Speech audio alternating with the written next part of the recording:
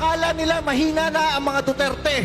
Hindi nila alam, si Rodrigo Duterte at si Sara Duterte wala pang talo kahit kailan sa buhay nila.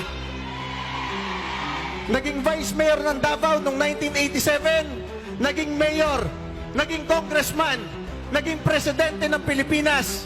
Kung gusto lamang ni Rodrigo Duterte tumakbong senador noong 2022, senador ngayon si Rodrigo Duterte. Kung gusto lamang ni Sara Duterte tumakbong presidente noong 2022, presidente si Sara Duterte.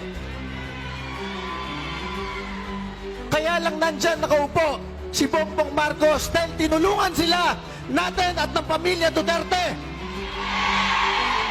Kaya sa 3 taon na ito na pinahirapan nila ang mga Duterte, wala silang utang na loob sa ating mga Pilipino at sa mga Duterte. Ipapakita natin ngayong 2025 kung sino talaga ang pinakamamahal ng mga Pilipino. Rodrigo Duterte!